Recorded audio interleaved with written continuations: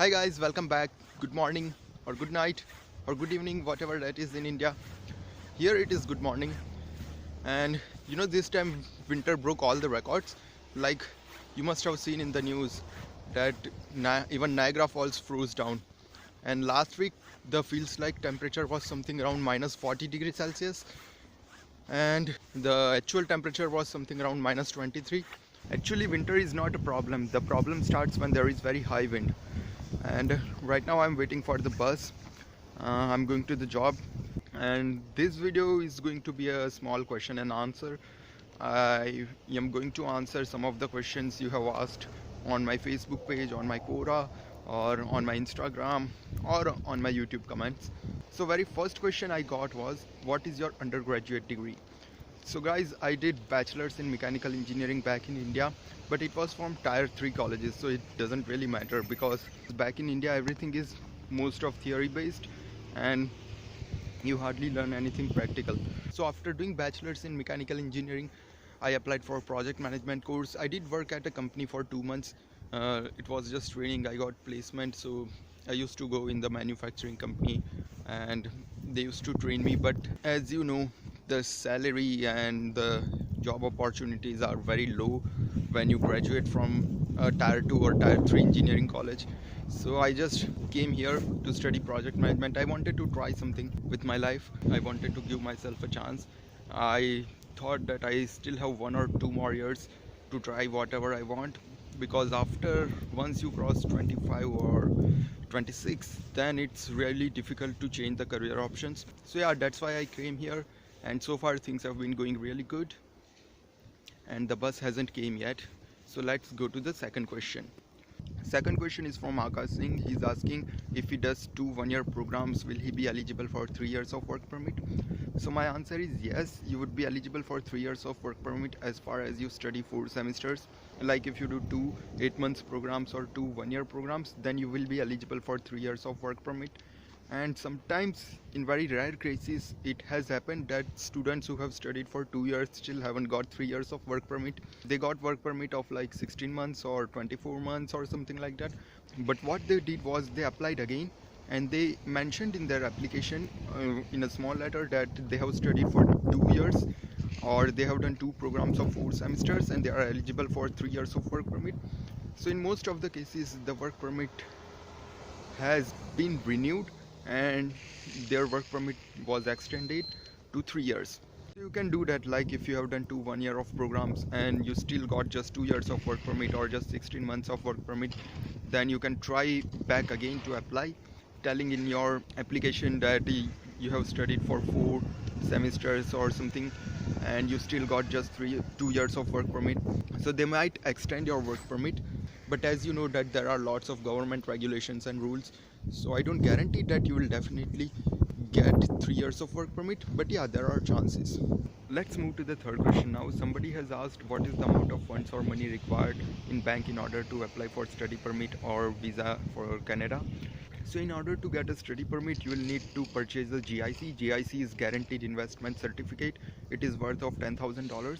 So you'll need to pay $10,000 plus some amount of administration fees, that is something around $250 or $300. When I came, it was $250, but I'm not sure about now. Please check it out. Once you purchase GIC in the bank, right now 2 banks supports GIC for international students as far as I know. One is Scotiabank and other is ICICI Bank. What GIC does is GIC gives you equal amounts of money every month from the moment you come here. Like in the first month you get something around $2,000, and for the rest of the months you get $690 or something dollars every month. It is to cover up your living expenses for the first year. So yeah, in order to apply for the study permit, you will need to purchase the GIC. And apart from the GIC, you will also need to pay first semester tuition fees to the college, in addition to all the administration fees and other fees. So my bus came. Sorry guys, my bus came and I had to interrupt the recording. So yeah, I was saying, apart from the GIC, you are also supposed to pay your tuition fees for first semester, which is something around $7,500 to $8,000. So that comes to something around 4 lakhs. So total is $10,000 of GIC plus $250 of administration fees and plus $7,500 of first semester tuition fees. So it comes to around 10 lakhs. Going to the fourth question, Sam is asking about co-op and how to apply for co-op programs. So there isn't any different procedure to apply for co-op programs. It's the same as you apply for any other general program. But in order to land a good co-op, you'll have to maintain good academics. Like in some colleges, there is a requirement of at least 3.0 GPA out of 4 to get the co-op. And in my college, it was just 2.5 GPA out of 4.5. Then there are different co-op coordinators, or even in some colleges there are different teams which helps you find co-op. And particularly in my college, they asked me in which industry I was interested in. Like there were manufacturing, then there were event marketing, then there was digital marketing, then there was IT, and lots of other industries. And in whatever the industry you are interested in, you can select them. You can tell your co-op coordinator that you want co-op in this field, and your co-op coordinator will start sending your resumes to the industries in which you are interested in, and hopefully you will get a good co-op. Fifth question is asked by JG's. Nice name, by the way. He's asking how is the exam pattern in Canada and how does Canada test their students.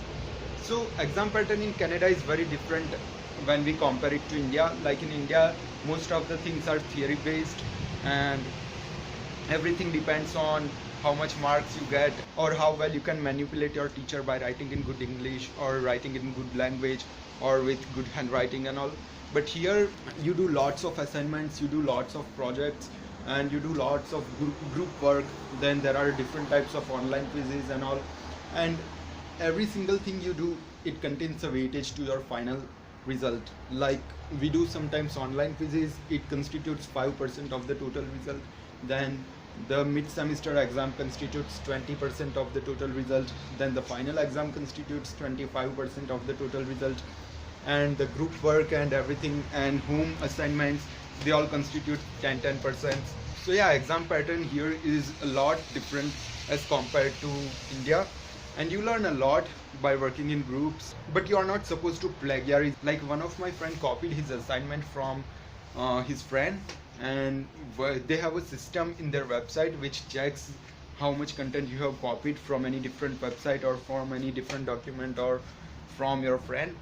And if they find out that the plagiarism is more than a certain amount of percentage, like for my friend it was more than 30%, so they didn't give him mark. The weightage of that project or something was 20%, and he didn't got anything. He got 0 from 20, and he was told that if he is found to do same mistake again, he would be suspended from the college. So take care about the plagiarism and do your projects and assignments well. It's not hard, you just have to think and apply whatever you learn. You will get to learn a lot of things because the projects and the assignments and everything is designed so well that you will definitely have to apply at least something.